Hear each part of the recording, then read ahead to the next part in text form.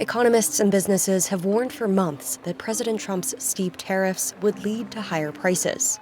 So far, the evidence doesn't suggest that's happening. Inflation remained tame in May, raising questions over when exactly higher prices will take hold. Across the board, this was a much cooler than expected inflation report for the month of May. It deepens the mystery over what's happening in the economy right now. We're at this point still not seeing a lot of tariff impacts. All the things we watch in terms of what's going to happen with consumer prices, all of them are still pointing in the same direction, which is these prices will move higher.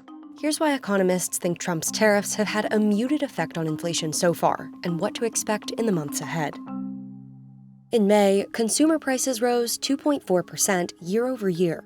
Month over month, prices rose 0.1%, which is less than economists anticipated.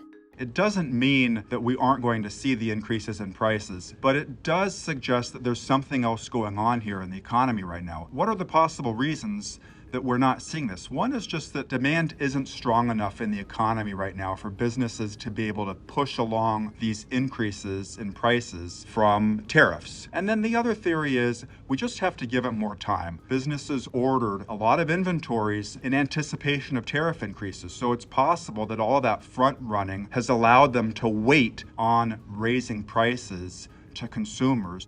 Prices did rise for some tariff-exposed goods during the month, like appliances, car parts, and audio equipment. But for others, like new cars and apparel, prices actually went down. There's a little game of musical chairs happening right now with which items are seeing tariff pass through. So a lot of stuff that really picked up in price in April, they actually reversed course and fell in May. So that's one element of the story. And the other is really on the auto side. So new car prices fell this month, which is a bit of a surprise. We know automakers have begun to raise prices. Ford has already talked about increasing prices on some new models. So that'll really start to show up in the June and July CPI. It does take a long time for the tariffs to pass through. Generally, what we've found is it takes really 3 months after the implementation of the tariffs before you start to see notable impacts. Trump's proposed tariffs remain a wild card. The president has exempted some shipments from the levies and agreed to lower lofty tariff rates against China until August as the two countries sort through a trade deal. There are cracks underneath the economy right now. One is that the labor market is just in this funky equilibrium where businesses are not hiring as much, but they're not firing either. Second risk underneath the surface right now is just that consumers aren't as strong as they've been over the past couple of years. You see higher levels of delinquencies on credit cards and consumer loans. The ability of firms to increase prices is definitely less than what we were seeing in, say, 2021 and 2022.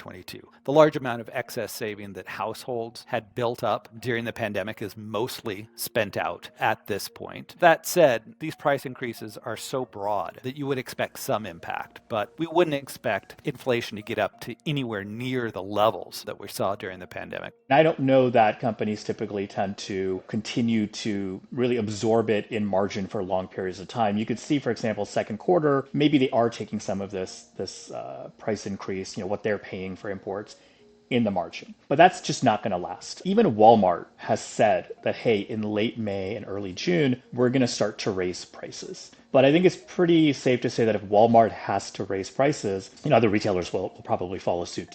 Most economists still expect tariffs to cause prices to rise. The question now is when.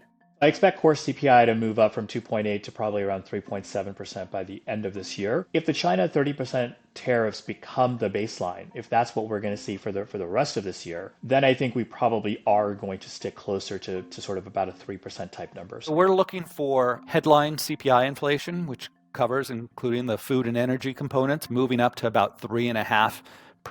Core PCE inflation, which is kind of the Fed's preferred gauge that they follow, that also moving up to about 3.5%. So what we're watching in the next few months is, do the tariff increases show up? If we get through the summer and the price increases are mild, it allows the Fed to focus more on risks of a softer labor market, and it allows everybody to just feel a little bit more comfortable. All of these risks about higher prices, weaker growth, so-called stagflation, maybe those aren't going to come to pass.